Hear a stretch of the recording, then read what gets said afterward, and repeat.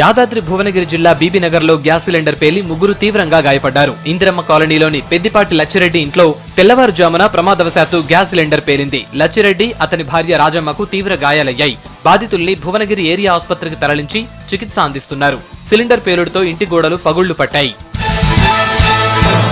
Warangal rural జిల్లాలో విద్యార్థినులకు ఆత్మరక్షణపై శిక్షణ ఇచ్చారు పోలీసులు. రాయపర్తిలోని సాంఘిక సంక్షేమ బాలికల హాస్టల్లో 500 మందికి మార్షల్ ఆర్ట్స్, కరాటేలో శిక్షణనిచ్చారు.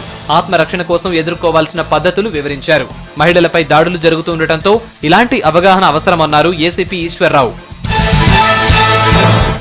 జగిత్యాల జిల్లా ధర్మపురి శ్రీ లక్ష్మీ నరసింహస్వామి అనుబంధ ఆలయమైన వెంకటేశ్వర టెంపుల్లో నిర్వహించిన శ్రీనివాసుడి కళ్యాణం వైభవంగా జరిగింది. శ్రీవారి కళ్యాణోత్సవాన్ని చూసేందుకు భక్తులు పెద్ద సంఖ్యలో తరలివచ్చారు.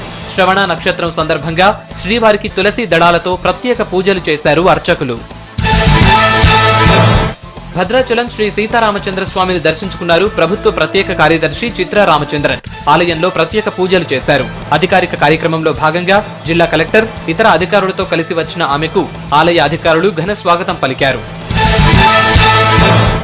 పల్స్ పోలియో కార్యక్రమాన్ని విజయవంతం చేయాలంటూ ఖమ్మంలో విద్యార్థులతో కలిసి భారీ ర్యాలీ నిర్వహించారు వైద్య ఆరోగ్య శాఖ అధికారులు. ఈ ర్యాలీని మంత్రి తుమ్మల నాగేశ్వరరావు ప్రారంభించారు. 5 ఏళ్లలోపు పిల్లలకు తప్పనిసరిగా పోలియో చుక్కలు వేయించాలని అధికారులు సూచించారు.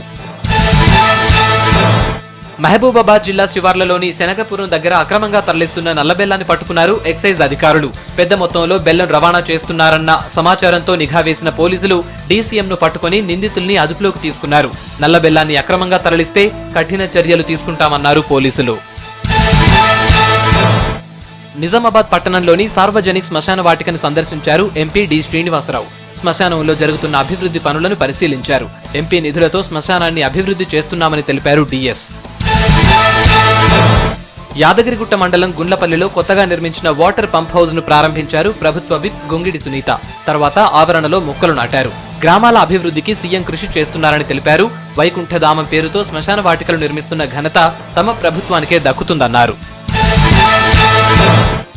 రాజన్న సిరిసిల్ల జిల్లా ప్రధాన ఆసుపత్రిలో ఆకస్మిక తనిఖీలు నిర్వహించారు జిల్లా కలెక్టర్ కృష్ణ భాస్కర్. అన్ని విభాగాలు పరిశీలించి డాక్టర్ల పనితీరును అడిగి తెలుసుకున్నారు.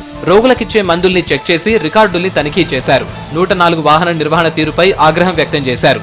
పేదల ఆరోగ్యం విషయంలో నిర్లక్ష్యంగా ఉంటే చర్యలు తప్పవని హెచ్చరించారు. సిద్దిపేట జిల్లా దుబ్బాక మార్కెట్ యార్డులో కందుల కొనుగోలు కేంద్రాన్ని ప్రారంభించారు దుబ్బాక ఎమ్మెల్యే రామలింగారెడ్డి. కంది రైతులకు ప్రభుత్వం మంచి గిట్టుబాటు ధరను కల్పించిందని, దళారుల్ని నమ్మి మోసపోవద్దని సూచించారు.